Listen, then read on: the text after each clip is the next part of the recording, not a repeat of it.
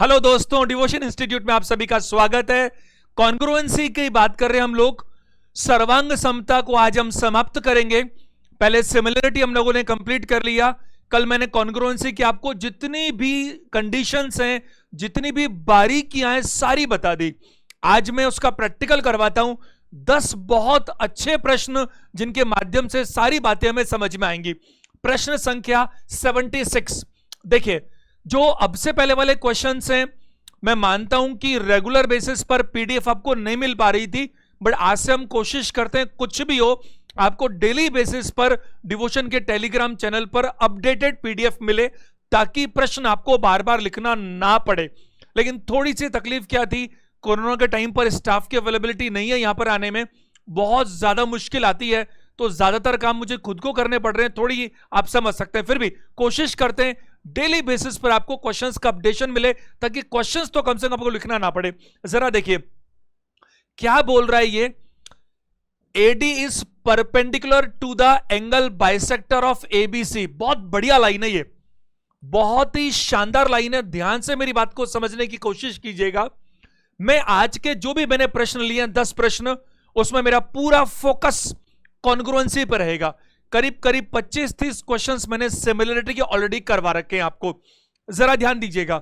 अगर हम यहां बात करें, आपको ये एबीसी नजर आ रहा है, इसका एंगल बाइसेक्टर, एंगल बाइसेक्टर मतलब बी का एंगल बाइसेक्टर है। बहुत जल्दी मत कीजिएगा, ध्यान से समझिएगा। ये प्रश्न अगर आपको समझ में आएगा तो इससे और अच्छे प्रश्न आसानी से हो जाएंगे, जो मैं आज ही कराने वाला हूं। जरा देखो, एक ट्रायंगल एबीसी है। एबीसी अगर आपने डायग्राम सही बनाया तो फिर आगे काम जल्दी हो जाता है। ये एबीसी है। उसने क्या बोला, AD is perpendicular to the angle bisector. है तो सही परपेंडिकुलर, लेकिन समझिएगा ये एडी परपेंडिकुलर अक्सर कैसे आता है, ढंग से सुनना। मैं क्या कहना चाहता हूं, अक्सर ए से शुरू करता है एडी, तो ये बोलता है कि एडी परपेंडिकुलर है बीसी पर, या बीई है एसी पर, या सी एफ है एबी पर। अक्सर ऐसा बोलता है, यानी कि वर्टेक्स से सामने वाली साइड पर डालता है वो परपेंडिकुलर। अक्सर ऐसा बोलता है, बट यहां ऐसा नहीं बोला उसने। यहां इसने बोला कि ये जो perpendicular to the angle bisector, ये एंगल बाइसेक्टर पर है। किसके? यहां पर एबीसी में एंगल बी का जो बाइसेक्टर है। अब जरा ध्यान से समझिएगा, आपको पहले तो एक एंगल बाइसेक्टर चाहिए, तब जाके परपेंडिकुलर डलेगा। तो पहले अपन एंगल बाइसेक्टर की बात करें। ये एबीसी में एंगल बाइसेक्टर, एंगल बाइसेक्टर का मतलब है जो इसको 2 बराबर भागों में बांट दे। तो ये अगर मान लीजिए थीटा है, तो ये भी थीटा है, तभी तो ये एंगल बाइसेक्टर होगा। और ये जो एंगल बाइसेक्टर है, ये इस पर अपन को परपेंडिकुलर डालना है। कौन सा? एडी। तो ये एडी जो परपेंडिकुलर डलेगा वो इस पे डलेगा। तो ये लाइन सीधी बनाइए, थोड़ा बनने में मेरे से ऐसे बन जाती है। ये एडी है, तो परपेंडिकुलर तो ये है, ये दिख रहा देखो आप, और ये डी ये रहा। ये एडी परपेंडिकुलर हो गया। ये एडी नीचे तक नहीं आएगा, ध्यान दीजिएगा, क्योंकि एडी परपेंडिकुलर किस पर है? एंगल बाइसेक्टर पे। हां, इस बी डी को मैं आगे तक मिला सकता हूं। तो पहला पॉइंट तो ये समझाने की कोशिश की कि ये जो परपेंडिकुलर है एडी, वो इस एंगल बी के एंगल बाइसेक्टर के ऊपर है। तो वो ये बात हो गई। क्योंकि क्वेश्चन अगर आपको समझ में नहीं आता तो फिर आगे कहानी कैसे समझ में आएगी। आगे क्या बोल रहा है, डीई पैरेलल है बीसी के। डीई, एक तो डी दिख रहा है मेरे को, ई मुझे कहीं नहीं दिख रहा, लेकिन मुझे ये बीसी जरूर नजर आ रहा है। तो बीसी के पैरेलल अगर मुझे डीई बनाना है, तो मुझे अगर पैरेलल बनाना है तो पैरेलल ऐसे बनाऊंगा ना भाई मैं। तो मुझे बीसी दिख रहा है, उसके पैरेलल डी है, तो डीई तो फिर मेरे को ऐसे बनाना पड़ेगा। और कोई चॉइस हो तो आप बता दो मेरे को। तो ये ई यहां पर आएगा, ये अंडरस्टूड है, क्योंकि बीसी के पैरेलल डी, ये इंफॉर्मेशन दी गई है। आगे क्या बोलता है जरा देखिए, if the length of AC is 18 centimetre. ये जो एसी है यहां से लेकर के पूरा ये एसी, ये 18 सेंटीमीटर है। ये 18 सेंटीमीटर है अगर, तो उसने पूछा लेंथ ऑफ एई, यानी कि लेंथ ऑफ एई, ये वाली लेंथ कितनी होनी चाहिए, ये हमारा सवाल है। आप थोड़ा समझ पाएंगे तो आंसर दे देंगे ऑप्शन नंबर ए, बिना कुछ किए। लेकिन मैं आपको यहां समझाना चाहता हूं, सिखाना चाहता हूं, सारे की सारे बच्चे अटेंशन दीजिएगा। उसको एई पूछना था। अभी मैं आपको इसके साथ साथ एक क्वेश्चन और करा दूंगा। एक बार जरा बोर्ड पर ध्यान दीजिएगा। देखो, मैंने जो आपको कल क्लास बताई थी, मैं 3 बातें रिपीट करना चाहता हूं, बहुत ही इंपॉर्टेंट 3 बातें हैं।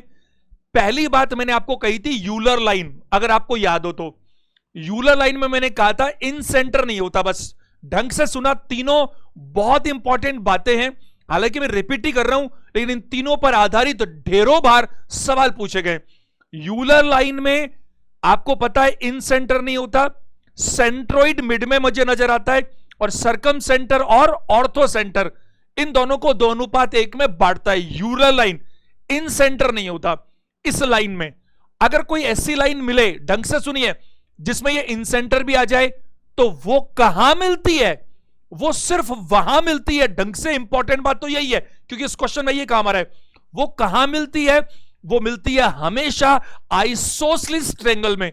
और अगर किसी को रत्ती भर भी डाउट है तो कल वाला 16 नंबर सेशन देख लीजिएगा, उसमें मैंने आपको सारा सिखा रखा है क्यों मिलती है। तो आइसोसेलेस ट्रायंगल में अगर हम देखते हैं, क्या देखते हैं कि अगर एक आइसोसेलेस ट्रायंगल है इस तरह से, दोनों साइड्स बराबर है, तो ये जो ए है, ये क्योंकि इस कॉन्सेप्ट का इस क्वेश्चन में इस्तेमाल हो रहा है, अगर ये एडी एल्टीट्यूड है, अगर ये एडी एल्टीट्यूड है, तो यही एंगल बाइसेक्टर भी साबित होता है, यही आपकी मीडियन भी साबित होती है। मीडियन साबित होगी तो इसको बराबर बांट देगी, और यही परपेंडिकुलर बाइसेक्टर भी साबित हो जाता है। क्यों? मीडियन है तो बराबर बढ़ गया, तो साइड बराबर बढ़ गई, और एल्टीट्यूड है तो 90 डिग्री हो गया, और अगर ये साइड भी बढ़ गई और 90 डिग्री भी हो गया तो परपेंडिकुलर बाइसेक्टर भी हो जाएगा। अब कंक्लूजन क्या निकलता है? कंक्लूजन ये निकलता है, कल भी मैंने आपको कहा था कि ये एडी जो है, अगर ये साबित हो रहा है, समझिएगा ध्यान से, अगर ये साबित हो रहा है कि ये एंगल बाइसेक्टर भी है और ये एल्टीट्यूड भी है, तो आपको ये समझ जाना चाहिए कि इसके दोनों बाजू की दोनों साइड्स बराबर बराबर है, और दोनों बाजू की दोनों साइड्स बराबर बराबर है, तो वो आइसोसेलेस ट्रायंगल है। आप टारगेट क्या कीजिए, मैं टारगेट कर रहा हूं कि जो आपके एग्जाम में आ सकता है उससे 20% लेवल ऊपर करके पढ़ाऊं, यानी 120%। 1-2 बच्चों के कमेंट्स मैंने कल देखे, उन्होंने कहा सर आप वर्बली ज्यादा करते हो, रिटन वर्क कम करते हो। एक बात बताओ, मैं रिटर्न वर्क मैं करूंगा तो फिर बहुत, मैं रीजनेबल रिटर्न वर्क करता हूं, बट अगर मैं इससे स्लो चलूंगा ना तो फिर बहुत दिक्कत होगी। अरे ये रिकॉर्डेड सेशंस हैं, आप कितनी बार भी सुन सकते हो, मैं जो बोल रहा हूं उसको आप पॉज करके नोट कर सकते हो। तो अगर आप इतना सा कॉपरेट अपने आप के साथ नहीं कर सकते, फिर हम जिंदगी में कुछ भी नहीं कर सकते। थोड़ा सा स्मार्ट वर्क तो करें। अगर हम ऐसे करेंगे तो फिर 1 घंटे वाला काम 1.5 घंटे में होगा, वो ठीक बात नहीं है। थोड़ा सा कोशिश करें, आप पॉज करके खुद लिख सकते हैं, और जो रीजनेबल चीजें हैं वो तो मैं लिखता भी हूं।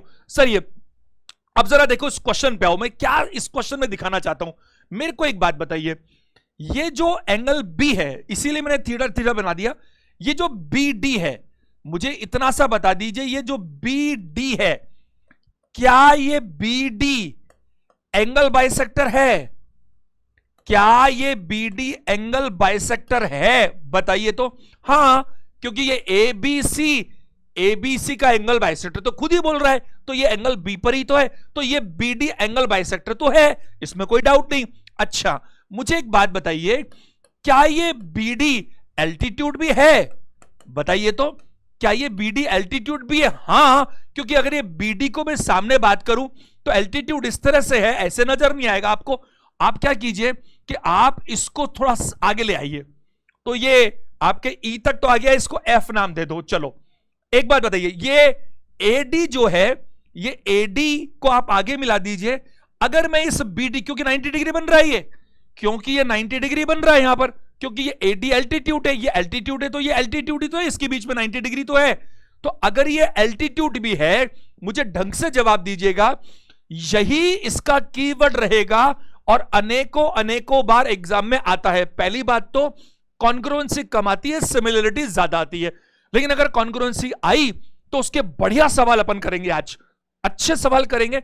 10 क्वेश्चन लिए, जिसमें 6-7 क्वेश्चन तो बहुत ही गहराई पर है, ये तो एवरेज क्वेश्चन है, लेकिन कॉन्सेप्ट के हिसाब से इंपॉर्टेंट है। तो आपने ये समझा कि ये बीडी जो था एंगल बाइसेक्टर, उसने कहा, या एल्टीट्यूड हमें नजर आ रहा है। अब मुझे बताओ कि अगर ये एंगल बाइसेक्टर और एल्टीट्यूड दोनों है तो ये साबित होता है, मैंने कल आपको बताया था कि ये फिर बीडी मीडियन भी है? अगर ऐसा है तो ये बीडी क्या है बताओ? मीडियन भी है।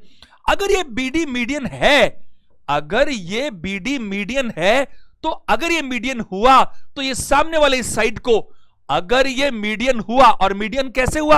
अरे भाई हम ऑलरेडी सीख चुके ना, ये ऐसा ही होता है।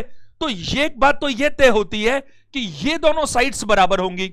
बताइए, ये दोनों साइड्स क्या होंगी? बराबर होंगी। क्यों बराबर होंगी? क्योंकि ऐसा सिर्फ आइसोसेलेस ट्रायंगल में ही हो सकता है ना। डिटेल में जानना चाहते हो तो कल वाले सेशन देख लो, उसमें मैंने आधा पौन घंटा सबको समझा रखा है। देखो, अब अगर ये मीडियन भी साबित हुआ, अगर ये मीडियन भी साबित हो, मीडियन क्या करता है? वर्टेक्स बी से चलता है और सामने वाली साइड को दो बराबर भागों में बांटता है। तो जहां पर ये टच की डी, ये बांटने वाला पॉइंट है, ये बांटने वाला पॉइंट है, तो इसका मतलब ये होगा कि ये एडी और जो डी एफ है ये आपस में बराबर हो गए। इसका मतलब अगर ये मीडियन साबित हुआ तो इसका मतलब एडी और जो आपका डी एफ है वो बराबर साबित हुए। बताइए, क्या मेरी बात को समझ पा रहे? ये दोनों बराबर साबित हुए। अच्छा एक बात बताओ, ढंग से समझने की कोशिश कीजिएगा। अगर ये दोनों बराबर साबित हुए, अगर ये दोनों कौन कौन से एडी और डीएफ बराबर साबित हुए, तो फिर आपने क्या किया था? डीई बनाया था और खुद आपने कह दिया कि डीई पैरेलल है बीसी के। ये डीई पैरेलल है बीसी के, इस बीसी के पैरेलल है। अगर इस बीसी के पैरेलल है तो इसके भी तो पैरेलल हुआ। बताइए, ये दोनों लाइन पैरेलल हैं। ढंग से समझने की कोशिश कीजिएगा। अगर ये दोनों लाइन पैरेलल हैं तो, और ये मिड पॉइंट है, अगर ये मिड पॉइंट है तो सामने भी मिड पॉइंट को ही मिलाएगा, क्योंकि ये एक ट्रायंगल नजर आ रहा है आपको एएफसी। इसीलिए मैं बोलता हूं सीक्वेंस में देखना जरूरी है। मैंने ये सारी बातें आपको जड़ से समझा रखी है। तो अगर ये मिड पॉइंट है तो सामने वाले को मिड पॉइंट पर ही मिलाएगा और सामने वाले को मिड पॉइंट पे मिलाएगा। इसका मतलब ये ई भी मिड पॉइंट है। ई भी क्या है बताइए? मिड पॉइंट है, क्योंकि ये मिड पॉइंट थ्योरम से समझ में आता है। तो अगर मैं बात करूं AEC में से, आपको AEAC पता है 18 सेंटीमीटर है, तो इसका आधा ही तो होगा ये, तो ये 9 सेंटीमीटर होगा। और ये भी क्या होगा बताइए? 9 सेंटीमीटर होगा। ये दोनों ही 9 सेंटीमीटर होंगे। तो आपसे AE की लंबाई पूछी गई है और AE की लंबाई आंसर दीजिएगा ऑप्शन नंबर ए, यानी क्या बताइए? 9 सेंटीमीटर। क्या मेरी बात को समझ पा रहे हैं? एक बात तो ये, दूसरी बात ये भी समझ सकते हैं। अगर मैंने कहा था ना एक क्वेश्चन और बताता हूं, वो क्या? ये तो आपसे AE की लंबाई पूछी है, वो आपसे डी की लंबाई भी पूछ सकता है। अगर डी की लंबाई पूछे, सोचो मेरी बात को ढंग से समझने की कोशिश कीजिएगा। अगर मान लीजिए कल को मैं आपको ये कह दूं, सपोज कि ये 5 सेंटीमीटर है। कौन है 5 सेंटीमीटर? ये CF। अगर ये CF एक नोट डाल के डाल देना, अगर ऐसा हो तो एक क्वेश्चन एक्स्ट्रा बन जाएगा। अगर ये CF 5 सेंटीमीटर है तो DE क्या होगा? आधा होगा इसका, क्योंकि आपको पता है मिड पॉइंट अगर मिलते हैं तो ये पैरेलल तो पहले ही बोल रखा है और मिड पॉइंट पहले ही बोल रखा है, तो ये इसका बिल्कुल आधा होना चाहिए। तो अगर ऐसा होगा तो ये 5 है, तो ये फिर 2.5 होना चाहिए। इसका आंसर 9 दीजिएगा। प्रश्न संख्या 77 देखिएगा। दो ट्रायंगल्स हैं और उसने क्या कहा? In the given figure ABC congruent है DEF के इफ। दिए गए चित्र में ये दोनों ट्रायंगल, एक ट्रायंगल ऊपर बना हुआ है ABC, एक बना है नीचे DEF, दोनों कॉन्ग्रुएंट होंगे यदि।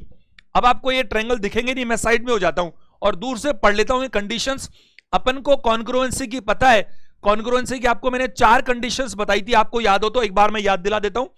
पहली कंडीशन मैंने बताई थी आपको ट्रिपल एस, तीनों साइड्स बराबर हो, एंगल्स नहीं, ध्यान देना। दूसरी मैंने आपको बताई थी SAS, साइड एंगल साइड। उसमें मैंने कहा था कि दोनों साइड्स के बीच का एंगल चाहिए, बीच का एंगल चाहिए और कोई उल्टा पुल्टा एंगल नहीं चलेगा। तीसरी कंडीशन मैंने बताई थी AAS, दो एंगल अगर एक जैसे होंगे तो तीसरा अपने आप हो जाएगा, और S का मतलब है कॉरेस्पॉन्डिंग साइड। और चौथा मैंने बोला था RHS, राइट एंगल ट्रायंगल हो तो 90 डिग्री भी होना चाहिए, हाइपोटेन्यूस बराबर होनी चाहिए, और कोई एक साइड बच गई वो बराबर समान अनुपात में, अनुपात नहीं समान, इक्वल होनी चाहिए, बिल्कुल सेम होनी चाहिए। कि कॉन्ग्रुएंसी है ना, तो कॉपी चाहिए मेरे को, रेशो नहीं चाहिए, कॉपी चाहिए। अगर इन चारों में से एक बात भी लागू हो जाए, अगर इन चारों में से एक बात भी लागू हो जाए तो वो कॉन्ग्रुएंसी है।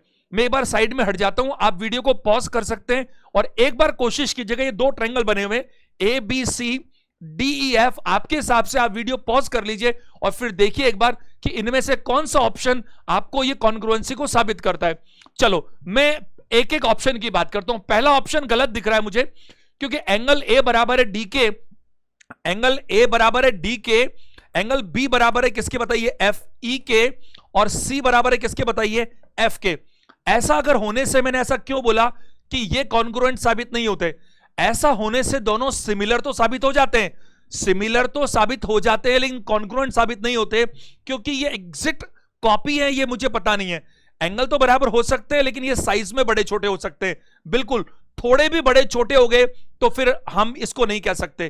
पहला ऑप्शन गलत होता है। दूसरा ऑप्शन, एंगल ए बराबर है एंगल डी के, तो ये एंगल ए का अगर एंगल की बात करते हैं, आपको याद है अगर ए की एंगल की बात हो रही है तो उसके आजू बाजू की साइड्स होनी चाहिए, सिर्फ तभी काम चलेगा, नहीं तो नहीं हो सकता। जरा देखते हैं, एंगल ए बराबर है एंगल डी के, ए बी बराबर है डीई के, ए बी ये रहा ए बी जो बराबर है डीई के, कोरस्पोंडिंग साइड है, अच्छी बात है। बीसी जो है, ये बीसी नीचे वाला जो साइड है वो बराबर है ई एफ के, ई एफ के, ये भी अच्छी बात है, दोनों कोरस्पोंडिंग साइड्स हैं। और ए बराबर है डी के, ये गलत हो गया।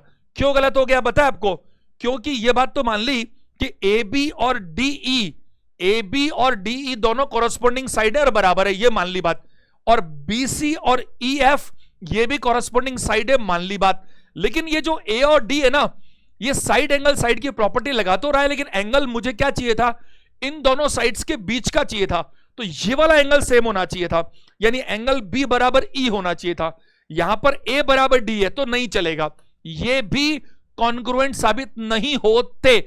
मैंने नहीं बनाया ये सवाल, यह आपके एग्जाम में पूछा गया प्रश्न है, ध्यान दीजिएगा। हर तरह के प्रश्न आते हैं, हर तरह के प्रश्न आपको भी आने चाहिए। तीसरा ऑप्शन देखते हैं, इसमें कैसे कर सकते हैं, ऑप्शन के अलावा और कोई तरीका ही नहीं है।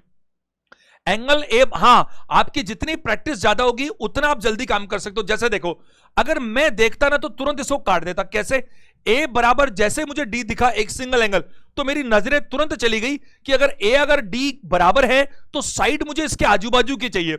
अब वहां तो ए बी नजर आ रहा था, लेकिन अगली बार मेरे को ये ए बी नजर आ रहा है, तो फिर मेरे को ए सी भी तो नजर आना चाहिए। तो ए बी तो नजर आ गया, बट ए सी नजर इधर आ ही नहीं रहा। इसका मतलब आजू बाजू वाली साइड इसके अंदर नहीं है, और आजू बाजू वाली साइड नहीं है, तो काम खत्म। ये कैसे हो सकता है? आपका काम पीएचडी करना नहीं है, एग्जाम में लंबा समय नहीं, कम से कम टाइम में आंसर निकालने। इसीलिए मैं आपको इतना डिटेल में समझाने की कोशिश करता हूं। मैं लिखने में कम, बोलने में ज्यादा भरोसा करता हूं, तो मैं एक्सप्लेन करता हूं, आप पॉज कर करके मेरी बातों को नोट कर सकते हैं। तीसरा, ए बराबर है डी के। अब ए बराबर है डी के और आगे बात हो रही तो वही बात हो जाएगी। देखो, ए बी और ए सी मुझे मिल गया, पूरे चांस है, लेकिन केवल ए बी और ए सी देखकर मत कर देना। ए बी और ए सी मिल रहा है, तो यहां पे डीई और ई एफ, डीई और ई एफ, मामला गड़बड़ हो गया। यहां पर भी ये भी लगभग बनी गई थी बात, लेकिन बनते बनते बिगड़ गई। एंगल ए और डी बराबर है, और आपको पता है एंगल के मामले में सिर्फ एक एंगल हो तो यही कंडीशन लग सकती है। नंबर 2 कंडीशन, तो आजू बाजू वाली साइड चाहिए, एंगल जहां है उसके दोनों बाजू वाली। तो क्या हुआ, इस एंगल ए और डी के बाजू में ए बी और ए सी बनती है, तो मेरे को ए बी तो मिल गई, और ए बी और नीचे वाले में ए बी और ए सी। अब ए बी अगर यहां पर है तो कॉरेस्पॉन्डिंग डीई है, तो ए बी के बराबर तो डीई सही बोल दिया, ए बी के बराबर डीई तो सही बोल दिया, लेकिन जो ए सी है उसके बराबर डी एफ होना चाहिए था। तो ये ई एफ की जगह अगर डी एफ होता ना, अगर कर मत देना, आप काट के आपको समझाने के लिए बोल रहा हूं, अगर ये डी एफ होता तो ऑप्शन सही हो जाता। अब आप समझदार है, आपको कुछ भी नहीं करना, चौथे पे टिक लगा देना है। अब ये चांस की बात है कि चौथा आंसर मिल पा रहा है, क्योंकि ऑप्शंस में ऐसा ही आया था। कभी हो सकता है ना पहला ही मिल जाए, तो बाकी 3 क्यों चेक करेंगे? अब 3 हमने कंफर्म चेक कर ली, तो चौथा क्यों चेक करेंगे? लेकिन हम क्लास में हैं इसलिए चेक कर लेते हैं। देखो जरा, इसमें क्या हो रहा है, 2 एंगल बराबर है। अगर 2 एंगल बराबर है, देखते हैं कौन कौन से बराबर है। ए और डी कॉरेस्पॉन्डिंग, बी और ई वो भी बराबर है। एक बात बताओ, अगर ए एंगल डी के बराबर है, बी एंगल ई के बराबर है, तो सी और एफ तो अपना भी बराबर हो जाएंगे, क्योंकि हम सिमिलरिटी में भी बात करते हैं कि अगर 2 एंगल बराबर है तो तीसरा तो मिल ही जाता है। तो लेकिन इससे सिमिलरिटी साबित हुई अब तक, इससे अभी तक सिमिलरिटी साबित हुई है दोनों एंगल देखने से, कॉन्ग्रुएंसी साबित नहीं हुई, और हमें कॉन्ग्रुएंसी साबित करनी है। अगली पॉइंट क्या है, बीसी बराबर है ईएफ के। ये बीसी, ये वाली लाइन जो है ईएफ के बराबर है, बिल्कुल सही बात है।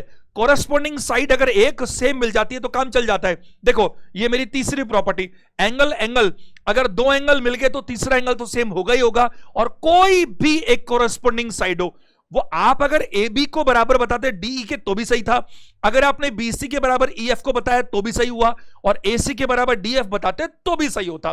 प्रश्न संख्या 78 पर आते हैं, जरा ध्यान दीजिएगा। एक और बेहतरीन प्रश्न, ए बी सी में। अब अच्छा होगा आप प्रश्न के साथ आप इसको पढ़ते जाएं और बनाते जाएं ताकि बाद में समय खराब ना हो।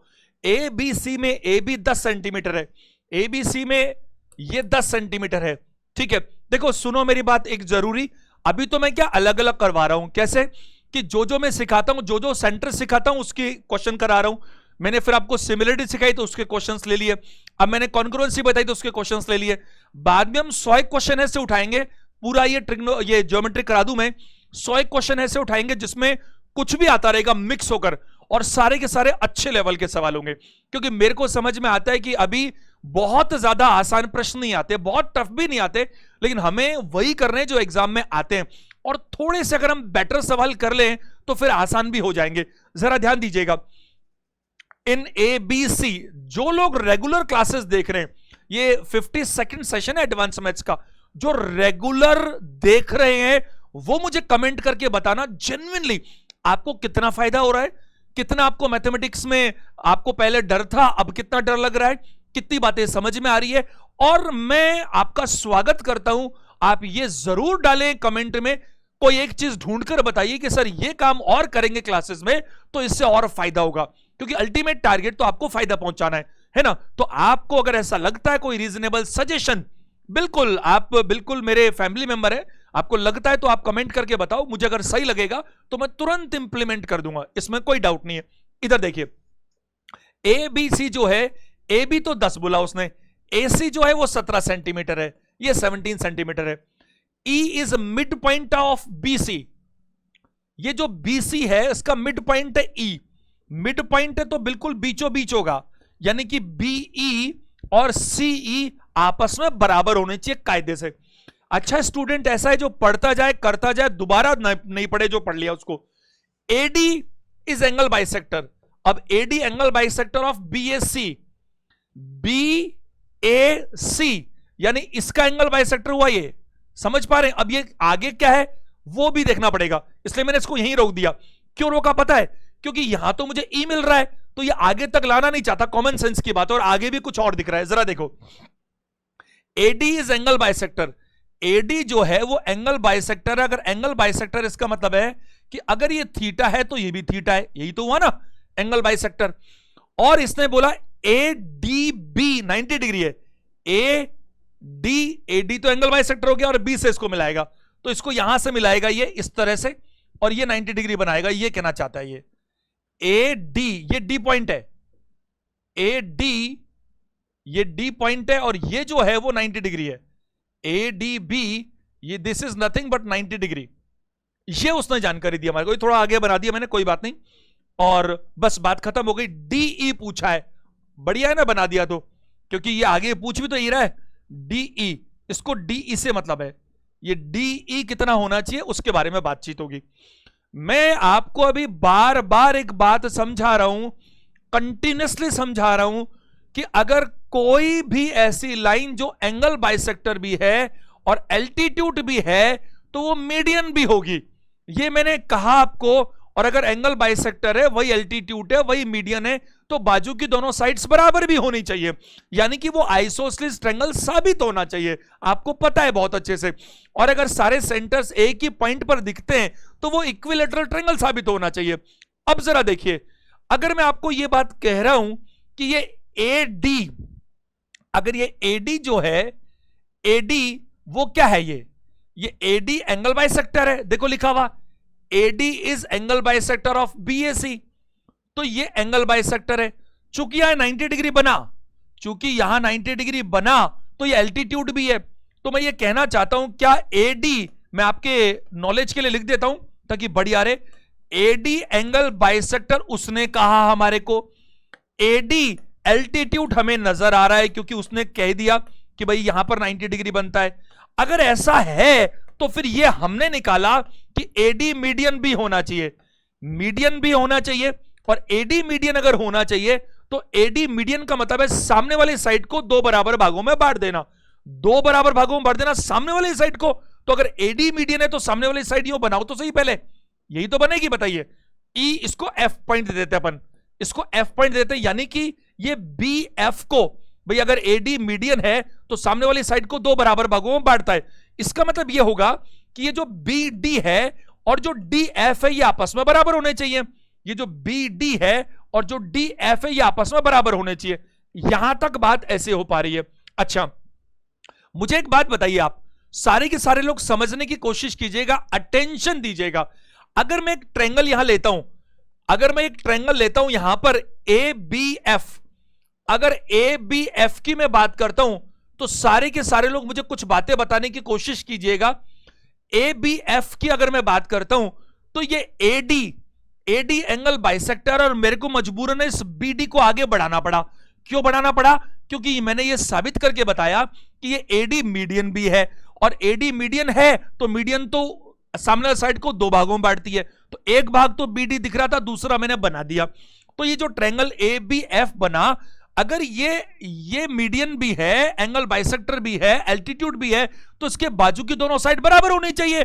बराबर होनी चाहिए मतलब ये 10 सेंटीमीटर है तो ये भी 10 सेंटीमीटर होनी चाहिए ना कायदे से। यही तो साबित करना था, आइसोसेलेस ट्रायंगल है, यही तो साबित करना था। अब इसके साइज पे मत जाना, क्योंकि बनाते वक्त थोड़ी पता होता है क्या पूछने वाला है वो। अगर ये 10 सेंटीमीटर है तो ये भी 10 सेंटीमीटर है, अगर ये 10 सेंटीमीटर है तो टोटल तो 17 सेंटीमीटर था, अगर ये 10 सेंटीमीटर है तो ये 7 सेंटीमीटर है।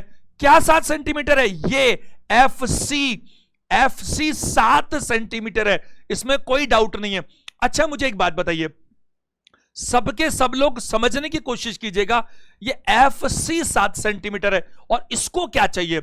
इसको चाहिए डीई कितना है? 3.5 आंसर है, ऑप्शन नंबर ए 3.5 आंसर है। कैसे जरा देखिए सब लोग, इसको डीई चाहिए। मुझे एक बात बताइए, मुझे आप इतनी सी जानकारी दे दीजिए, क्या इस बीसी में ई मिड पॉइंट है? देखो, ई is mid point of BC, ये उसने लिख के दे रखा है मेरे को, तो बीसी में ई मिड पॉइंट है, ये मुझे समझ में आ रहा है। अच्छा, क्या डी मिड पॉइंट है? हां, डी मिड पॉइंट क्यों है भाई? क्योंकि एडी मीडियन है, और एडी अगर मीडियन है तो वो बी एफ को 2 बराबर भागों में बांटेगी, तो ये मिड पॉइंट है। तो मैं आपको ये कह रहा हूं, आप लिख लीजिएगा, मेरी बातों को पॉज कर करके लिखना आपके फायदेमंद होगा, अगर आप चाहते हैं कि वाकई में सेफली पास हो जाए। तो आप बताइए मेरे को, अगर मैं एक नया ट्रायंगल आपको दिखाऊं, अगर मैं आपको एक नया ट्रायंगल दिखाऊं बी एफ सी, अगर मैं आपको बी एफ सी नया ट्रायंगल दिखाऊं, तो मुझे आप इतना सा बता दीजिए, क्या ये बी एफ का ये मिड पॉइंट है? हां। क्या ये बीसी का मिड पॉइंट है? हां। तो ये मिड पॉइंट अगर हम मिलाएंगे किसी ट्रायंगल में, बी एफ सी में अगर दोनों के मिड पॉइंट मिलाएंगे, तो मिड पॉइंट थ्योरम से मैंने आपको सिखाया था कि अगर हम मिड पॉइंट मिलाते हैं तो जो मिड पॉइंट होता है, ये मिड पॉइंट बेस लाइन का पैरेलल होता है। यानी क्या रिजल्ट निकलेगा? अगर ये रिजल्ट निकलेगा तो यही लिख देता हूं मैं, तो मैं ये बोलूंगा कि डीई जो है वो पैरेलल निकलेगा सीएफ के। पहला तो ये रिजल्ट निकलेगा, जो उसने कहा नहीं है कहीं पर भी, ये हम निकाल के बता रहे हैं क्योंकि दोनों मिड पॉइंट है। दूसरा रिजल्ट ये निकलेगा कि जो डीई है, जो डीई है वो हाफ ऑफ क्या होगा बताइए? एफसी होगा। तो ये अगर मिड पॉइंट थ्योरम हमको सिखाती है, अगर ये मिड पॉइंट्स मिलते हैं तो फिर ये डीई एक तो एफसी का पैरेलल होना चाहिए और एक एफसी का आधा होना चाहिए। अगर एफसी 7 है तो फिर ये 3.5 होना चाहिए। नेक्स्ट 79 नंबर क्वेश्चन पर ध्यान दीजिएगा। In triangle P Q R, P S perpendicular है क्यू आर पर और क्यू टी परपेंडिकुलर है पी आर पर, और ये दोनों इंटरसेक्ट करते हैं यू पर। चलिए अपन इसको साथ के साथ बनाते हैं, ध्यान दीजिएगा। इसने कहा ट्रायंगल पी क्यू आर और जो पी एस परपेंडिकुलर है वो क्यू आर पर है। जो पिछले क्वेश्चंस थे वो थोड़े डिफरेंट थे।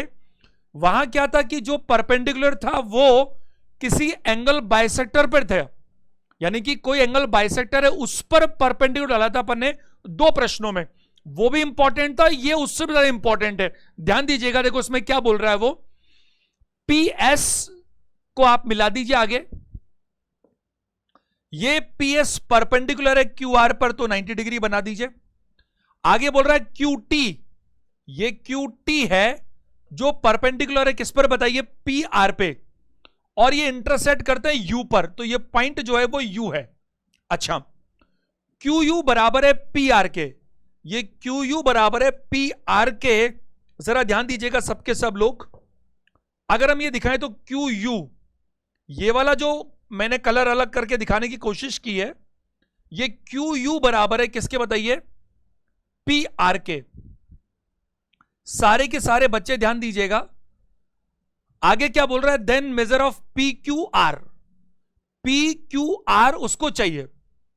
आपको मैंने अनेकों अनेकों बार यह बात बोली कि अगर आपको किसी ट्रायंगल के अंदर दो राइट एंगल नजर आए, अगर आपको किसी ट्रायंगल के अंदर दो राइट एंगल नजर आए, तो दो राइट एंगल में मैं देख सकता हूं कि इधर ये वाले में अगर मैं देखूं तो राइट एंगल नजर आ रहा है, इधर वाले में देखूं तो राइट एंगल नजर आ रहा है, इधर वाले में देखूं तो राइट एंगल नजर आ रहा है। मतलब मैं इसके चार पार्ट कर सकता हूं, 1 2 3 4, और ये चारों मुझे राइट एंगल नजर आ रहे हैं।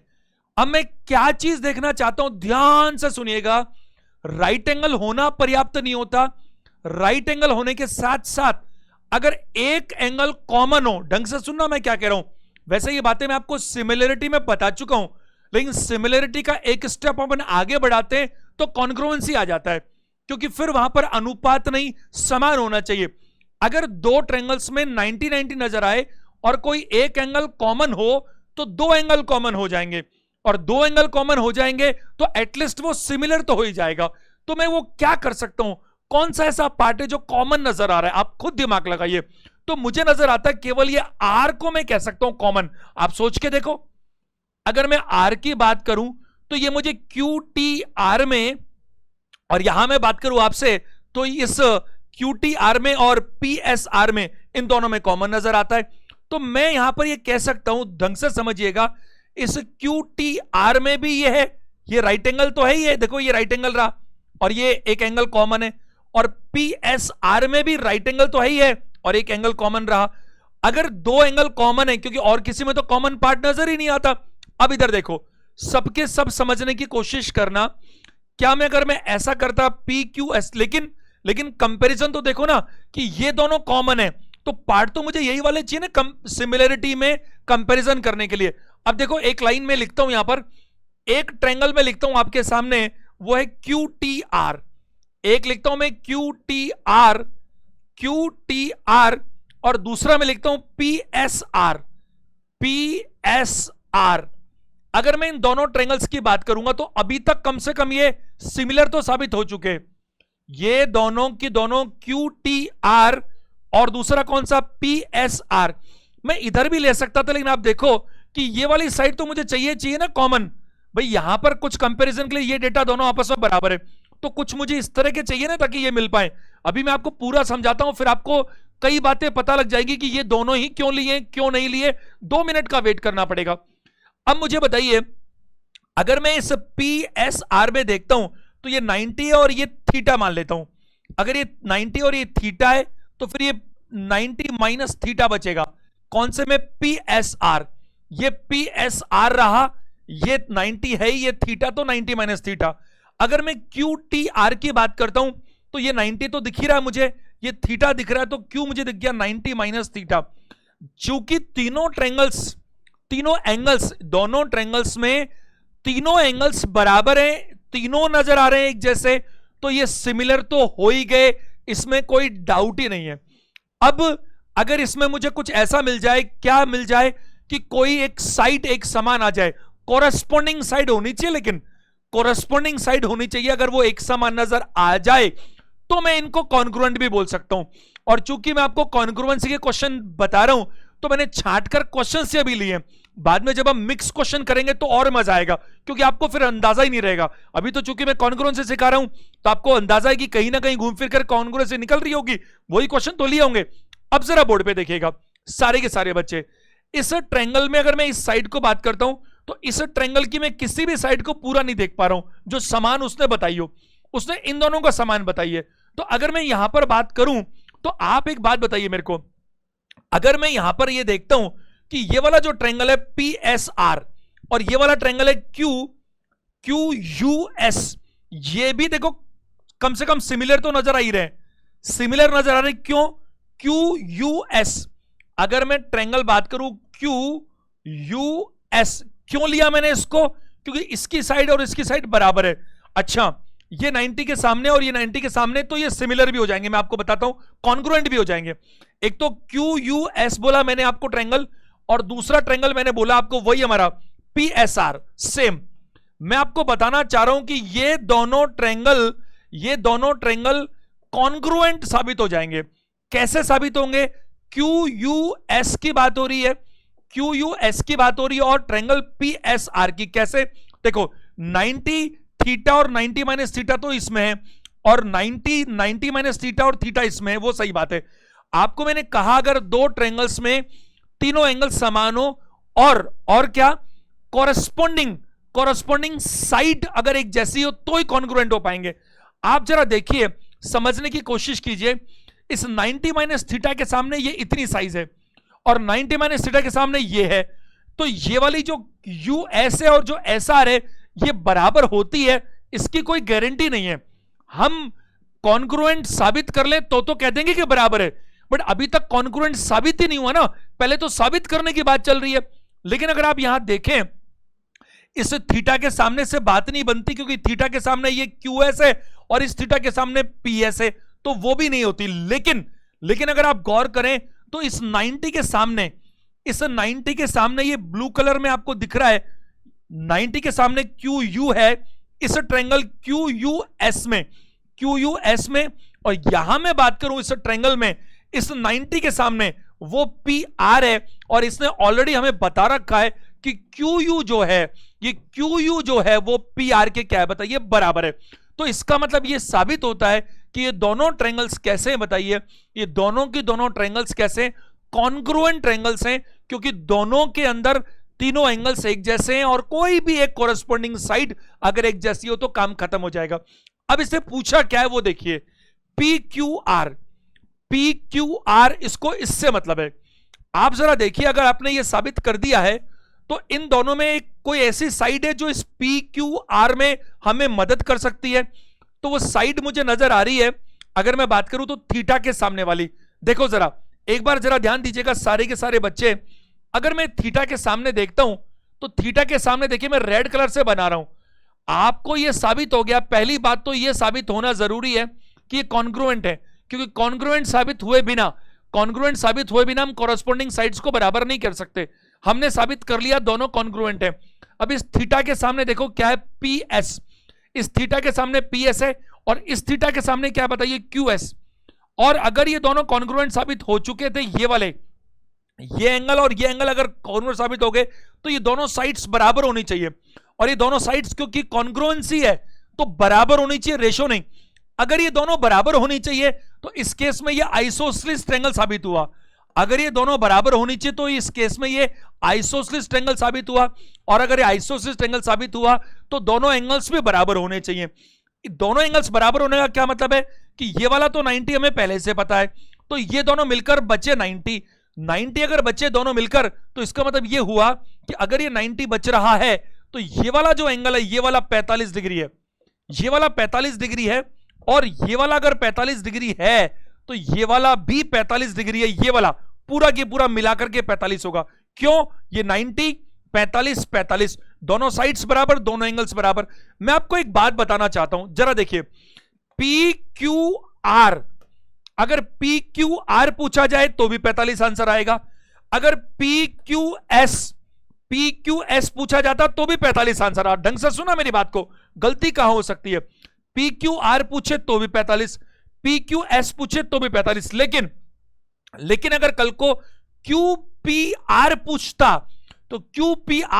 तो 45 नहीं बोल सकते थे आप, लेकिन QPS पूछता तो 45 बोल सकते थे। ये छोटी छोटी बातें जो समझने की है, क्योंकि QPS में तो 45 है, बट QPR में 45 प्लस 90 माइनस थीटा भी तो है। इस एंगल P पूरा की पूरा P 45 नहीं है। क्यों नहीं है? क्योंकि 45 प्लस 90 माइनस थीटा है, जबकि एंगल Q पूरा इस 90 माइनस थीटा सहित 45 है, क्योंकि इस ट्रायंगल में ये दोनों साइड्स क्या थी बताइए, बराबर थी। तो ये पूरा 45, ये पूरा 45 एक अच्छा प्रश्न है सीखने के लिहाज से। उम्मीद करता हूं बात को समझ पा रहे होंगे आप। जरा अगले प्रश्न पर चलते हैं, अपन 80 नंबर प्रश्न पर आते हैं।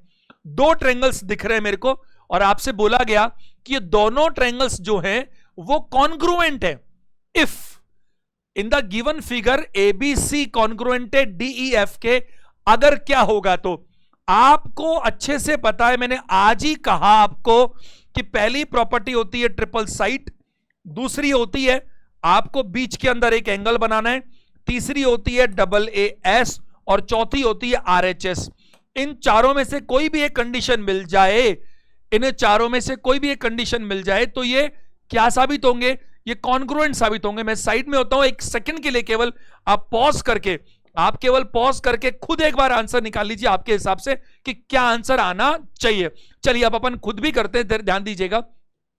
मैंने जैसा आपको कहा ऑप्शंस को चेक करने के अलावा कोई तरीका ही नहीं है। A B C D E F sequence में है तो आपको पहला प्रश्न, पहला ऑप्शन गलत है, क्योंकि ये मैंने देखा कोई साइड की इंफॉर्मेशन ही नहीं है। अगर साइड की इंफॉर्मेशन नहीं है तो मैं कुछ ही नाम ही नहीं देखना चाहता। मेरे को क्या मतलब है नाम देखने से? अगर तीनों एंगल्स बराबर भी हो जाएं तो क्या कर लूंगा? तीनों एंगल्स अगर बराबर भी हो जाएंगे तो हद मार के सिमिलर हो जाएगा, वो कॉन्ग्रुएंट तो हो ही नहीं सकता। तो ये देखने से फायदा क्या मेरे को साइड तो नजर ही नहीं आ रही। इधर देखो, इसमें कोई भी ऐसा है जो बिना साइड के कंडीशन है? अगर कॉन्ग्रुएंसी में देखते तो बिना साइड की कंडीशन ही नहीं है, तो साइड अगर है ही नहीं तो फिर वो हो ही नहीं सकता। आगे बात करते हैं। ए बराबर है डी के, एक ही एंगल है, अगर एक ही एंगल हो तो एक ही कंडीशन बनती है कि उसके आजू बाजू वाली साइडें समान होनी चाहिए, बस। तो आप जरा स्मार्ट वर्क करना सीखो। ए बराबर डी के बोल रहा है, इस ए को अगर डी के बराबर बोल रहा है तो बाजू वाली साइड ये बची, तो ए बी बराबर है डी ई के, मान ली बात। और बी सी गड़बड़ मामला हो गया। देखो ये बी सी हो गया तो एंगल तो ऊपर था, ये तो दोनों गलत, मामला गलत है। समझ पा रहे हैं ना आप? क्योंकि ये बीच का एंगल होना जरूरी है। तीसरा ए बराबर है डी के, वो तो चलो मान ली बात। ए बी बराबर है डी ई के, वो ठीक है। और ए सी बराबर है डी एफ के, ये बिल्कुल सही है। ऑप्शन नंबर सी बिल्कुल सही है। प्रॉपर्टी लगी हमारी S A S, side angle side, angle जो बीच वाला है वो बिल्कुल समान है और उसने कह दिया बराबर है, और जो दोनों साइड्स हैं वो क्या है? बिल्कुल इक्वल है। तो ये बात होगी। प्रश्न संख्या 81 पर आते हैं, 81 नंबर क्वेश्चन। एक और बढ़िया से बढ़िया प्रश्न देखिए। पी क्यू आर में पी एस कोण समद्वि भाजक है। P S is angle bisector. अच्छा चलो बोर्ड पे देखना, सारे के सारे बच्चे ध्यान देंगे सब लोग। उसने बोला पी क्यू आर, तो ये बनाया इसने पी क्यू आर। अपन अगले पेज पर बना लेते हैं क्योंकि अपन इंफॉर्मेशन इतनी मैं लिख नहीं पाऊंगा, अगले पेज पर बनाते हैं पी क्यू आर। इधर देखो, क्योंकि लिखने की स्पेस नहीं मिलती, फिर कुछ बच्चे शिकायत करते हैं कि साहब आप लिखते कम हो।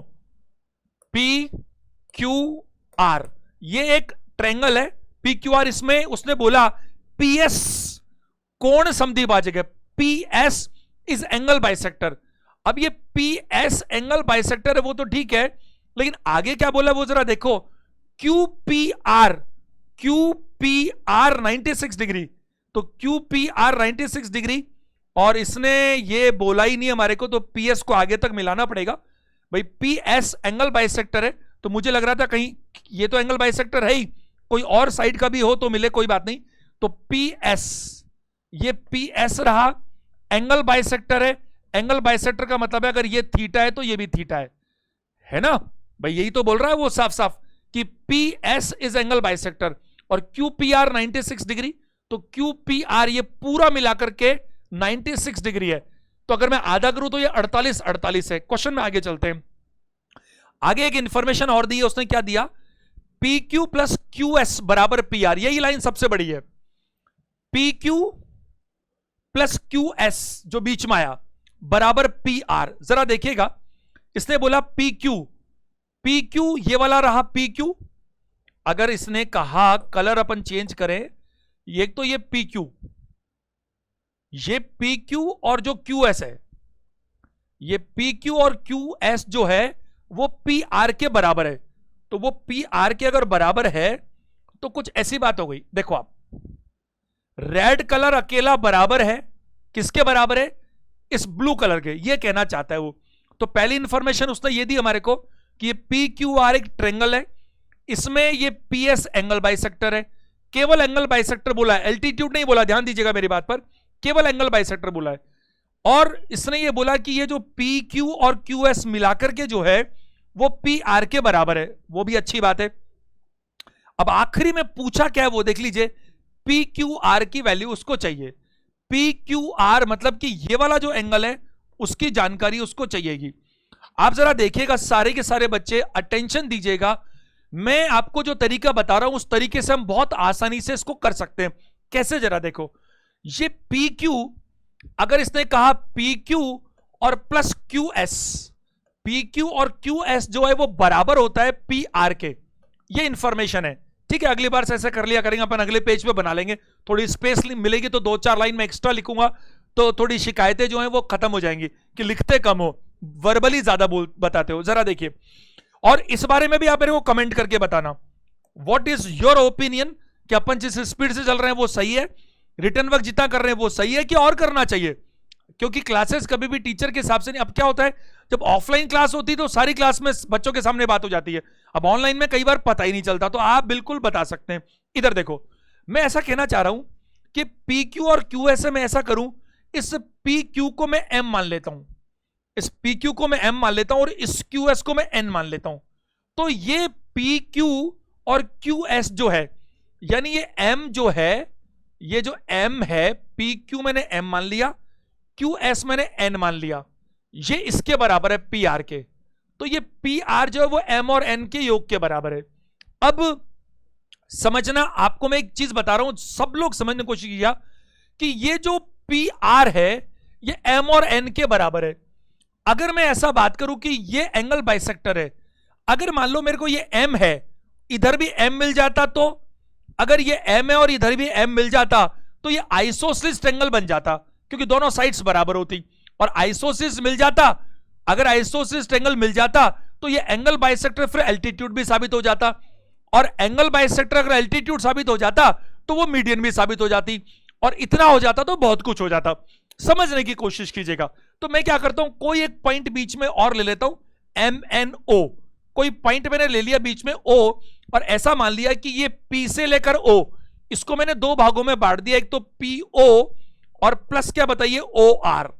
पी ओ और ओ आर यही पी आर के बराबर हो गया। तो मैंने कहा कि पी आर जो है वो एम और एन के योग के बराबर था, तो पी ओ को मैंने एम मान लिया और ओ आर को मैंने एन मान लिया, तो मेरे को कोई तकलीफ नहीं है। ये मैंने अगर ऐसा माना तो जरा देखिए, ध्यान से समझना मैं क्या कर रहा हूं, सारे बच्चे ध्यान दीजिएगा। मैंने यहां पर ओ को एस से मिलाया, ओ को एस से मिलाया, क्या पर्पस सॉल्व होगा वो देखने की बात है। मुझे पहले ये बताइए कि एक ट्रायंगल मैं आपके सामने लिखता हूं, मैं ट्रायंगल आपके सामने कौन सा लिख रहा हूं, पी क्यू एस, मैं ट्रायंगल लिख रहा हूं आपके सामने पी क्यू एस, और दूसरा ट्रायंगल मैं लिख रहा हूं आपके सामने P S O, P S O. क्या मुझे आप ये बता सकते हैं कि ये दोनों ट्रायंगल जो हैं वो दोनों ट्रायंगल सिमिलर हैं या कॉन्ग्रुएंट है, या फिर कॉन्ग्रुएंट तो सिमिलर अपने आप हो जाएंगे? जरा एक बार मेरे साथ देखिएगा सारे के सारे बच्चे, पी क्यू एस, ये रहा पी, ये रहा क्यू, ये रहा एस, नजर को इससे बाहर नहीं निकालना। दूसरा में बोला P S O, P S O, इससे नजर बाहर मत निकालना। इतनी बात हो रही है। मैं ये देख पा रहा हूं कि इन दोनों में ये वाला पार्ट एम है और ये वाला पार्ट भी एम है, दोनों में ये साइड कॉमन है, एक जैसी है, और ये दोनों की कॉमन साइड है, तो दो साइड कॉमन हो गई और बीच का एंगल सेम है।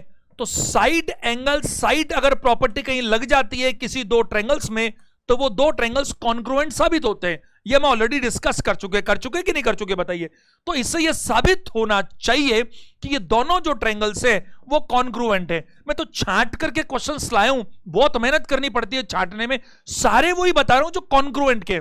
आज का सेशन कॉन्ग्रुएंसी के चप्पे चप्पे तक जाएगा, जड़ तक जाएगा। इन क्वेश्चंस को बार बार कर लो, इसके बाहर कुछ नहीं आएगा, चाहे वो प्री हो, चाहे मेंस हो, चाहे कोई एग्जाम उठा लाना, क्योंकि लगभग कवरेज में कर रहा हूं, कॉन्सेप्ट्स पर मेरा ध्यान है।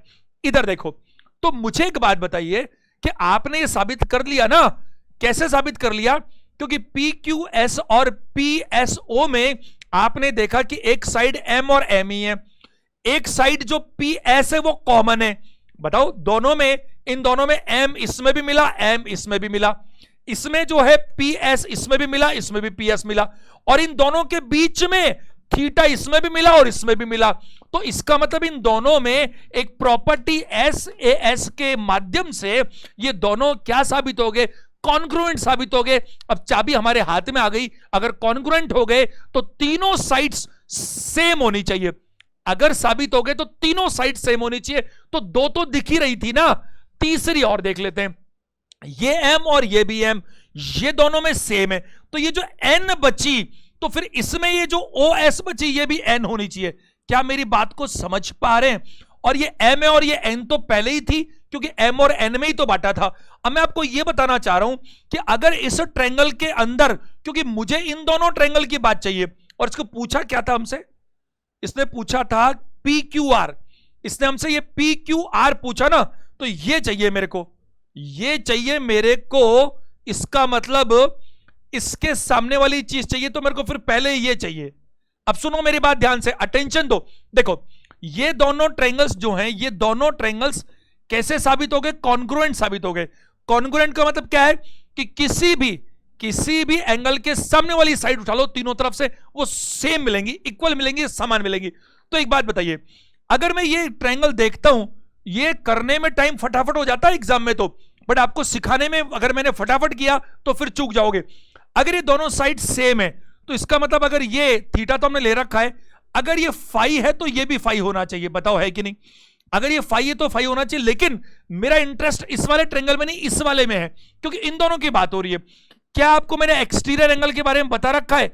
खूब बता रखा आपको एक्सटीरियर एंगल के बारे में। क्या बता रखा है भाई? कि अगर ये एक्सटीरियर एंगल की बात करें तो इंटीरियर अपोजिट एंगल्स के सम के बराबर होता है।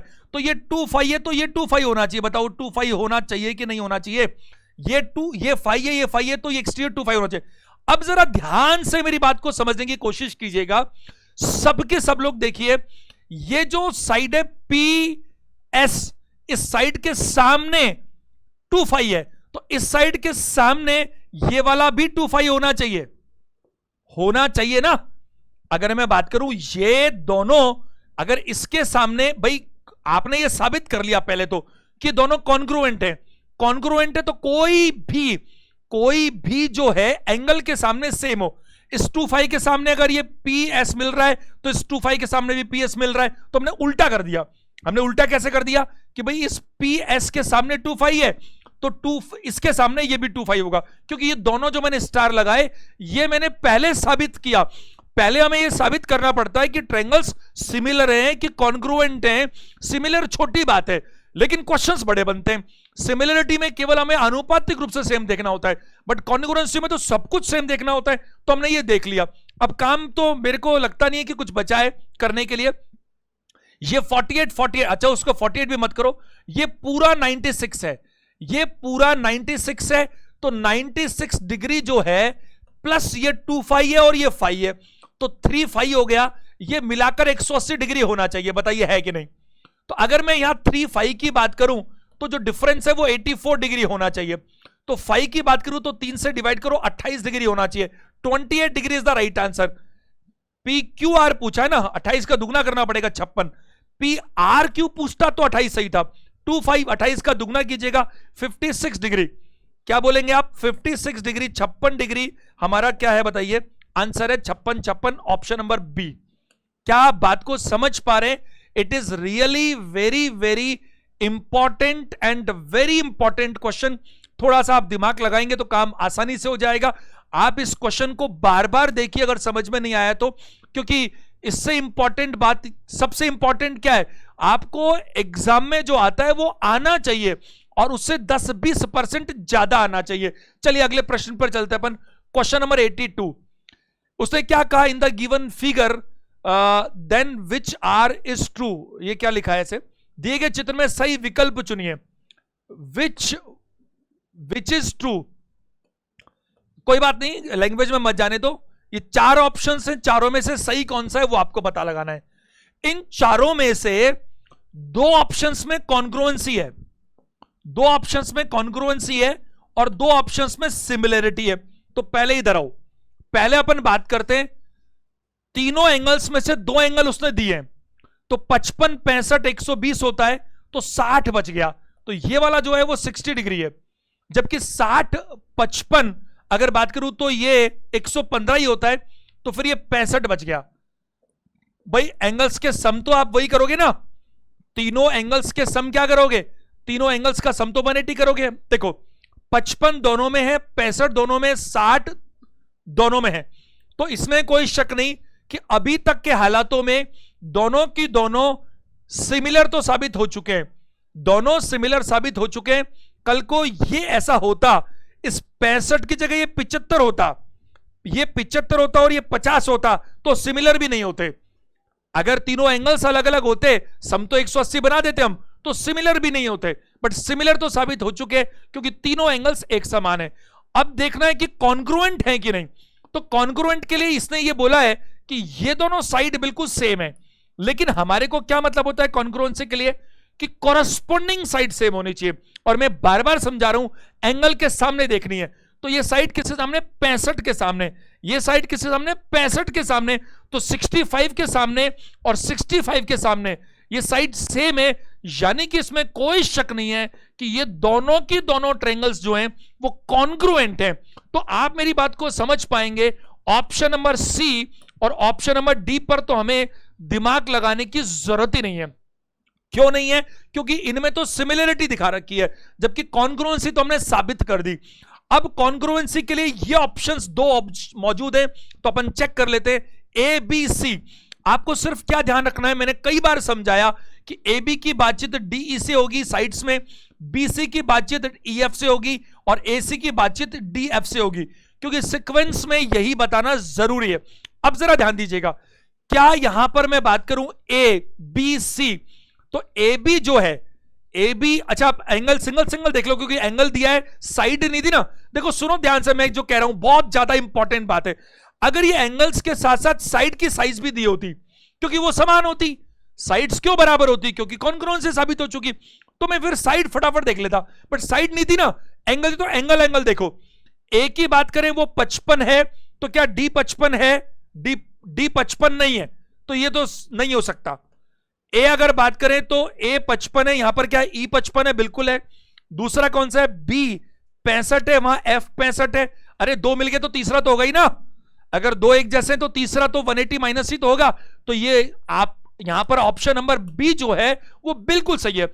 ऐसे प्रश्न भी ढेरों बार आते, तो आपको इन सब के लिए कॉन्सेप्ट बहुत अच्छे से क्लियर होना चाहिए। नेक्स्ट पर चलते हम लोग, 83 नंबर क्वेश्चन, ध्यान दीजिएगा। In triangle ABC C 30 degree, the perpendicular bisector of A B, जरा बनाते इसको, ध्यान दीजिएगा सभी लोग।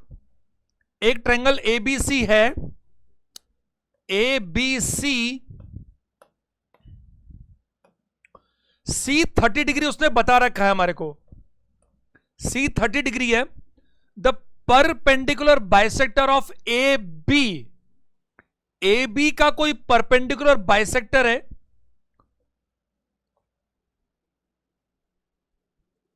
Eight D meets B C at E, यानी कि ये जो परपेंडिकुलर बाइसेक्टर है ए बी का, जिसको उसने डी बोला, वो बी सी पर ई पॉइंट पर मिलता है। तो परपेंडिकुलर बाइसेक्टर है, मतलब क्या हुआ, कुछ इस तरह की बात हुई, समथिंग, वो ई पर मिलता है।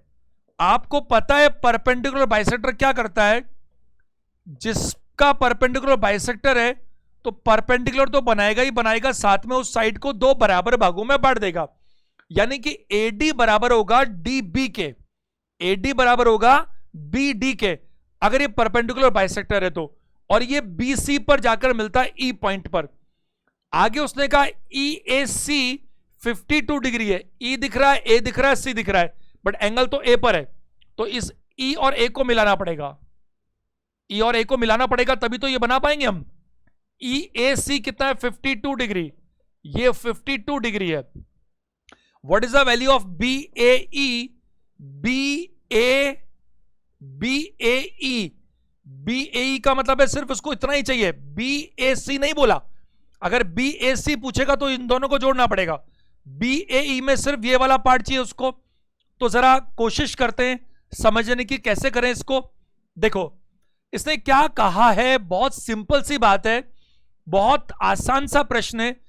इस ट्रायंगल एबीसी में सी का पता है, आगे उसने कहा कि जो साइड ए बी है उसका परपेंडिकुलर बाइसेक्टर डी पॉइंट से चलता है और इस बी सी को ई पर जाकर मिलता है, तो परपेंडिकुलर बाइसेक्टर हो गया डी ई, परपेंडिकुलर बाइसेक्टर हो गया डी ई, जो इस ए बी को दो बराबर भागों में बांटेगा। आगे इसने ये भी बोला हमें कि ई ए सी 52 डिग्री है, तो वो इसने जानकारी दी। एक छोटी सी बात अपन कर लेते हैं इस प्रश्न को अच्छे से करने के लिए। किसी भी साइड का जैसे मान लीजिए ये साइड है एम एन, समझने की कोशिश कीजिएगा। अगर इस साइड का, बहुत इंपॉर्टेंट बात है मैं आपको बताता हूं, जरा ध्यान दीजिएगा। इस साइड का अगर मैं परपेंडिकुलर बाइसेक्टर लूं, ये मैंने परपेंडिकुलर बाइसेक्टर लिया, ये परपेंडिकुलर बाइसेक्टर अगर मैंने लिया, समझने की कोशिश कीजिए सारे के सारे लोग। अगर ये परपेंडिकुलर बाइसेक्टर है तो क्या चीज साबित होगी? अगर ये परपेंडिकुलर बाइसेक्टर है तो ये परपेंडिकुलर होगा, और अगर मैं इस पॉइंट को ओ नाम दूं जहां से ये परपेंडिकुलर बाइसेक्टर चला, और मान लीजिए मैं इसको एम एन ओ पी नाम दूं, समझना मैं क्या कहना चाहता हूं। तो इसके पहला रिजल्ट तो ये निकलता है कि अगर परपेंडिकुलर बाइसेक्टर है तो एम ओ बराबर होता है एन ओ के। ये तो सारी दुनिया जानती है, मैंने आपको जब मैंने सेंटर्स की बात की थी तो बहुत अच्छे से पहले ही बता दिया सरकम सेंटर के टाइम पर। दूसरी बात क्या है वो इंपॉर्टेंट है, आप जरा देखिए ये जो परपेंडिकुलर बाइसेक्टर है, ढंग से सुनिएगा, परपेंडिकुलर बाइसेक्टर, क्यों ये आने वाले सवाल बहुत सारे काम के आएंगे। परपेंडिकुलर बाइसेक्टर जो है ओपी, इस ओपी पर आप कोई भी पॉइंट ले लीजिएगा, मैं लिख नहीं रहा, आप ढंग से सुन लो फिर नोट करना। आप इस ओपी पर कोई भी किसी भी जगह पॉइंट ले जहां दिल करे, जैसे मान लीजिए मेरा दिल यहां पर पॉइंट मानने का किया, मान लो ओपी तो पूरा है यहां तक, मैंने इसको क्यू माना, मान लीजिए मैंने इसको क्यू माना, मैंने इस पॉइंट पर कोशिश की, तो मैं क्या करूंगा जरा समझिए। इस एम को अगर मैं ओ से मिलाऊं और इस एन को भी अगर मैं ओ से मिलाऊं, तो याद रखना रिजल्ट ये निकलता है कि एम क्यू हमेशा बराबर होगा किसके बताइए? एन क्यू के। अगर मान लीजिए मेरा दिल ऐसा कर जाए, कैसा भाई, कि मैं यहां पर मान लो इसको पॉइंट बनाने की कोशिश करूं, और मैं मान लो इसको पॉइंट बनाऊं आर, सपोज इसको आर बनाऊं, और इस एम को मिलाना चाहूं आर से और एन को मिलाना चाहूं आर से, तो मैं ये कह पाऊंगा कि एम आर जो है वो एन आर के बराबर होगा। पहली बात तो ये होगी, अगर ऐसा हुआ तो ये ट्रायंगल जो है वो आइसोसेलेस ट्रायंगल साबित हो जाएगा। बताइए होगा या नहीं साबित होगा? क्यों? क्योंकि इस केस में ये दोनों साइड बराबर है, इस केस में ये दोनों साइड बराबर है। ये बात अभी छेड़ने की जरूरत क्या आ गई थी? अरे सवाल देखो ना, सवाल में काम आ रही है चीज, इसलिए इसको बताना जरूरी था। क्या करे बताओ? अब ये सवाल देखो, यहां पर ये परपेंडिकुलर बाइसेक्टर है डीई, तो ये परपेंडिकुलर बाइसेक्टर है डीई, तो ये तो सीधा परपेंडिकुलर ऐसे चल रहा है आगे, पूरा आगे जाने दो इसको। इसके किसी पॉइंट से इस दोनों वर्टेक्स को मिलाओगे तो मैंने क्या कहा था, ये दोनों बराबर होंगे, यही तो सिखा रहा हूं अभी आपको मैंने। ये परपेंडिकुलर बाइसेक्टर है, इस परपेंडिकुलर बाइसेक्टर पे किसी पॉइंट से साइड के दोनों एंड पॉइंट, क्योंकि साइड तो बराबर दो भागों में बट गई, तो ये दोनों बराबर होंगे, यही मैं समझाना चाह रहा हूं। क्योंकि ये पता लगते ही क्वेश्चन ही खत्म हो गया। अगर मैं यहां बता रहा हूं तो मैं ये कहना चाह रहा हूं कि ये दोनों साइड्स बराबर है, ये दोनों साइड्स बराबर है, क्योंकि ये परपेंडिकुलर बाइसेक्टर है, इसके इस पॉइंट से इसको मैंने मिलाया। अगर ये दोनों साइड्स बराबर हैं तो फिर ये एंगल भी बराबर है। अगर ये थीटा है तो ये भी थीटा है। हम किस ट्रायंगल की बात कर रहे हैं? हम बात कर रहे हैं इतना सा, हम बात कर रहे हैं केवल इतना सा, इसके अलावा नहीं। अगर अपन बात करें इतनी सी बात हो रही है, ये ए ई बी, इसकी बात हो रही है। अगर ये साइड्स दोनों सेम है तो ये भी थीटा, ये भी थीटा, ये ऑलरेडी क्या है बताइए? 90 डिग्री है। ये ऑलरेडी क्या है? 90 डिग्री है। तो हमारे से पूछा क्या इसने? बी ए ई, तो बी ए ई इतना ही बोला इसने, केवल इसने पूछा है बी ए ई, इसकी वैल्यू क्या होगी? तो आप अगर ये 90 है, ये मिलाकर 180 होता है, तो ये 45 डिग्री आंसर आ जाएगा, ऑप्शन नंबर डी। लेकिन अगर ये कल को बी ए सी पूछता, अगर कल को ये बी ए सी पूछता तो फिर मामला अलग आता। समझ पा रहे हो? अगर बी ए सी पूछता तो 45 में आपको 52 और जोड़ना पड़ता। तो ये छोटी छोटी बातें जो बहुत इंपॉर्टेंट होती है। आज के 2 सवाल और करेंगे हम लोग फटाफट से, 5 मिनट भी नहीं लगने वाले, जरा ध्यान दो, ये तो देखते ही खत्म। What is the truth regarding congruency? सवाल एग्जाम में आता है तो मैंने भी लिया। उसने पूछा कि कॉन्ग्रुएंसी के रिगार्डिंग क्या ट्रुथ माना जाएगा? पहला तो सही है, एसएस प्रॉपर्टी होती है। ASS नहीं होता, SSA भी नहीं होता। अगर ये पहला भी गलत होता तो मैं ये आंसर देता, लेकिन पहला सही है। आपको पता है SAS होता है, SSS होता है, आपका AA भी होता है और RHS होता है। ये 4 कंडीशन आपको सिखाई थी। अब आज का आखिरी सवाल, today's last question, 85 number question. मैं आपसे ये विनती कर सकता हूं, अगर आपको अच्छा लग रहा है तो हर बच्चा सेशन देखते वक्त एक लाइक कर सकता है, लाइक कर सकता है ना, एक कमेंट जरूर करे हर बच्चा। आपको अगर वाकई में कुछ सीखने को मिल रहा है, ये फ्री एजुकेशन है, कोई आपसे चार्जेस नहीं लिए जा रहे, सिर्फ आपको जो नेट का खर्चा है वो तो है ही। देखो अब उसका तो क्या कर सकते हैं, उसका कोई ऑल्टरनेटिव नहीं, लेकिन यही मैं सारी चीजें ऑफलाइन भी करवाता हूं, यही सेम चीजें आपको ऑनलाइन सिखा रहा हूं। तो मैं तो कंटेंट में कोई कसर नहीं छोड़ रहा, सिर्फ फर्क यह जरूर है कि ऑफलाइन में जब स्टूडेंट्स मेरे सामने होता है तो सवाल पूछ लेता है और मैं जवाब और दे देता हूं, तो उससे इंटरेक्शन बढ़ जाता है ना, वाइब्रेशन एक्सचेंज हो जाती है, तो लर्निंग थोड़ी बढ़ती तो है।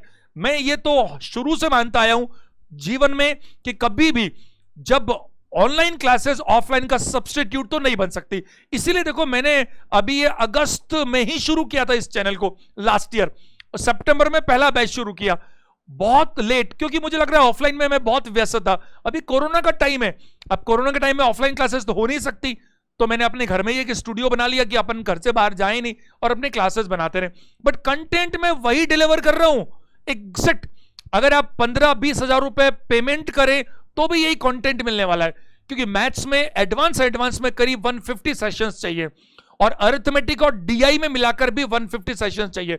तो करीब करीब जब मैं क्लास लेता हूं तरीके से तमीज से पूरा कोर्स, तो करीब करीब 300 घंटे चाहिए मेरे को, तब जाकर मैं ये मान सकता हूं कि जो बच्चा मेरे साथ 300 घंटे काम करेगा वो रोज 2 घंटे काम करे तो 150 दिन में काम हो सकता है। 150 दिन का मतलब है 5 महीना, उसमें फिर वो फिर कह सकता है पूरे में से पूरे। अब इस क्वेश्चन को आखिरी को कंप्लीट करते हैं, जरा देखो। ABC में AB दे रखा है, AC दे रखा है, D is the mid point of BC। जरा देखिएगा, ये ट्रायंगल है आपके सामने ABC। AB जो है वो 12 सेंटीमीटर है और AC जो है वो 21 सेंटीमीटर है। D is mid point of BC, BC पर मिड पॉइंट है, ये ध्यान रखना। D मिड पॉइंट है, इसका मतलब ये BD और CD बराबर है, मिड पॉइंट है, ये समझने की जरूरत है। पॉइंट होना अलग बात है, मिड पॉइंट होना अलग बात है। AE is angle bisector of BAC, बीच वाला A का एंगल बाइसेक्टर है ये रहा AE। अब सुनो सुनो सुनो, AE को इसने कहा ही नहीं ना D तक मिलाने के लिए, AE तो कहीं रास्ते में रुकेगा। आगे देखो क्या कह रहा, AEB, कॉमन सेंस बोल रहा है भाई, ये तो पॉइंट D बोला, या तो कहीं और मिल जाए, लेकिन एंगल बाइसेक्टर ऐसा वो देता नहीं मिड पॉइंट पे अक्सर। AEB 90 डिग्री है, AE तो एंगल बाइसेक्टर है और AE के साथ B को मिलाएगा वो। जरा देखिए, सारे के सारे लोग समझने की कोशिश कीजिए वो क्या करना चाह रहा है यहां पर। AEB, तो ये क्या करना चाह रहा है कि ये एंगल बाइसेक्टर है और यहां से एक एल्टीट्यूड है, ये 90 डिग्री मिलाना चाह रहा है। वो कहना चाह रहा है वो देखो आप जरा ध्यान से, AEB, तो ये A जो है ना AE, ये एंगल बाइसेक्टर। एंगल बाइसेक्टर मतलब ये हुआ कि अगर ये थीटा है तो ये भी थीटा है, यही तो मतलब हुआ। और ये 90 डिग्री है, उसने बोल दिया AEB 90 डिग्री है। पूछा क्या है, DE पूछा है, D कहां है, D ये रहा, DE पूछा है, ये वाला पार्ट पूछा है उसने, ये वाला पार्ट उसने पूछा है जो मैंने ब्लू कलर में बना दिया। आज कोई क्वेश्चन थोड़ी दिया मैंने होमवर्क के लिए आपको, कितना आसान क्वेश्चन है ये, it is a dam easy question. मैंने आज आपको इतने सारे क्वेश्चंस बताए, देखो हिंट दे रहा हूं, इसको मिला देना, बहुत कुछ आपको दिख रहा है। ये 12 है, 9 बचेगा, अरे आंसर ही बोल दूंगा इसके आगे। तो इसका आंसर आप कमेंट करके बताएंगे क्वेश्चन नंबर 85 का, और हर बच्चा कमेंट करके मुझे बताएगा आपको क्लासेस कैसे लग रही है कि नहीं, और आपको लगता है अगर कि इसमें और बेटर करने के लिए कुछ कर सकते हैं तो वो करने के अपन कभी भी पीछे नहीं हटेंगे। बट आपका जो सजेशन है वो जेन्युइन होना चाहिए, ठीक है। मेरी आप सभी के लिए असीम शुभकामनाएं, आपका जल्द से जल्द सिलेक्शन होना चाहिए। ये सेशन देखने के लिए थैंक यू वेरी मच।